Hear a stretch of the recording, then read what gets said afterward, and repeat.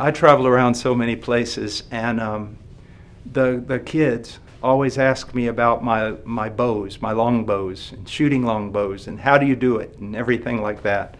So we're here filming in the studio today, and we just finished with a lot of work in Spanish, and I made a little video for Spanish-speaking kids about just archery, because I always get these questions. And so we decided just to do the same thing in English. So I started archery many, many years ago. Some people say I'm so old that I actually started archery because there were no guns invented, but that's not true. I just always loved the difficulty of it and the beauty of seeing an arrow fly. And so I'm going to show you today what kids ask me about all the time. Can you show us some of your bows?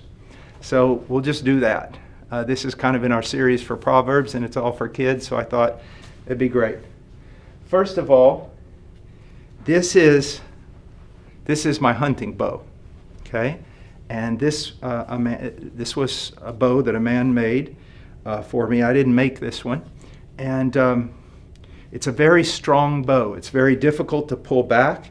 It shoots a very heavy arrow, and it shoots it very, very fast. Now, if you see these little curves here, what that does is it provides speed. So when that arrow comes off the string, it's going to be moving a lot faster just because of this. Now, there are also bows called recurves, and they go like this and come around. They're smaller, very, very fast. I like a longbow just because of the tradition, but also there's an argument out there that a longbow shoots a little bit more accurate than a shorter bow, and I need all the help I can get. Now, you string one of these bows. I got it down there at the bottom of my foot, and this is not easy, so I may hurt myself. I know a lot of archers with a lot of experience who have really hurt themselves. So you grab in the middle of the bow, and you push down, and you make sure it's on there, because if it flies off, it's liable to break your bow. That's an amazing thing. If I pull back this bow with a light arrow on it, it'll shoot fine. If I pull back this bow right now in front of you without an arrow, and I let the string go, it'll probably bust this entire bow. So you never want to do that. Now, I didn't bring any arrows today because I'm going to show you how to pull back a bow, and I didn't want to shoot Christian, our cinematographer that's behind the camera. He's real hard to replace.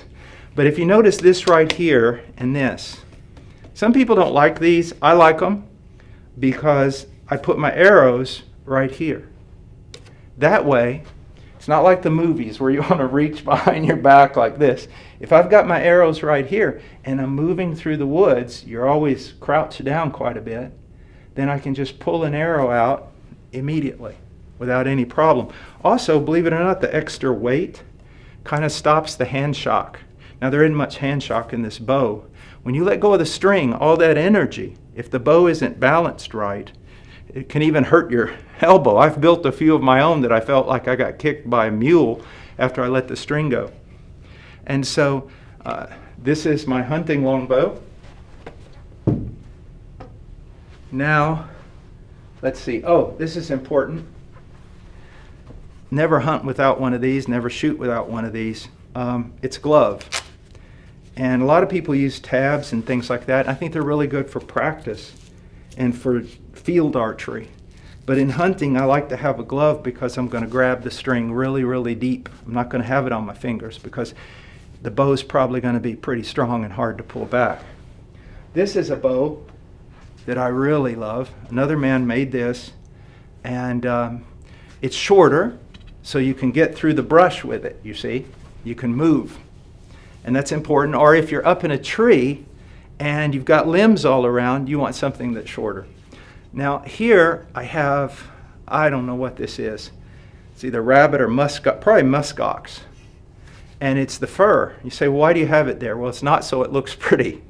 They're called string silencers. They actually make the string, they keep it from making a lot of noise, and that's important because you don't want to get string jump. String jump is what all the hunters use as an excuse for a bad shot. That, well, I was right on target, but the deer jumped when I let the arrow fly. with this kind of bow, there could be some truth to it because the arrow moves a lot slower, and you want a quiet bow. Also, this one's really neat because if you're traveling, you unscrew it here and unscrew it here, and it breaks down. You can put it in a baggage or a bag about that big, a box. Now, I'll show you now what we're going to look at are primitives. This is a primitive bow. Now, why is it primitive? Not just because I made it, but this is the type of bow that is made out of, these bows are laminated and have some fiberglass on them. This is made out of one piece of wood, and the wood is called Osage orange or bodock, and it's probably, all in all, the best bow wood in the world, or at least it ties with yew, the Spanish yew that were often used in, the bows in England, and yew is a marvelous wood. Now, this wood is really, really good. Why? Because it has strong tensile strength here. That means when you pull it back, it won't break. But it also has strong compression strength. When you pull it back and the wood compresses, it'll spring back again. Now, something here that's very important. There are growth rings in a tree, and you have to work this bow down to one growth ring. And if you violate that growth ring on this back of this bow right here, then when you pull it back, it'll blow up on you. It'll snap. And it's made very primitive to be like a bow that maybe you would have seen something like this 250, 300 years ago. But it'll kill a whitetail, it'll kill an elk, kill a bear. Very effective for hunting and target practice. And then my last one, I took this one away from my little daughter, not my littlest daughter, my Rowan. Rowan is 13. She's about this tall. You can see this bow is a lot taller than she is. Also, you see right here the way it's turned up. This is because this is an English longbow, kind of the kind you would see. I made this for my daughter because it's kind of like the ones you would see in a Robin Hood movie. It's an English longbow, and it's so delicate up here that you would be afraid that the wood would break when you put the string grooves in.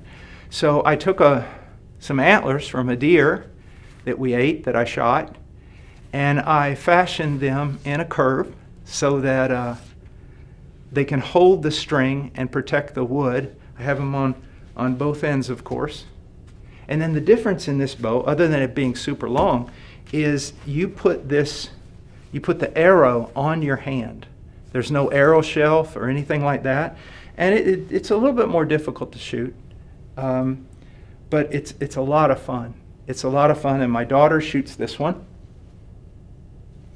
and has a good time. My daughter, and this is something men, you need to understand. My sons loved to shoot bows, and they loved to be outdoors, and they love to hunt and fish. I have a 13-year-old daughter who probably likes it more than they do. And never forget this. A son needs his dad. A son really needs his dad. But your daughter needs you more. She needs you more. And my little daughter, Rowan, just brag on her, we went out when she was 10 years old, meat hunting, and she killed her first doe at 10. She saw it, and I couldn't even see it. And so regardless of what you do, whether it's hunting or fishing or canoeing or kayaking or something indoors that you love, dads know this. Your sons really need you to spend time with them, but your daughter probably needs it more. Probably needs it more. And don't neglect that. All right. Well, kids and young people and dads and moms, these are my bows, at least some of them. And God bless you. I hope you enjoyed this.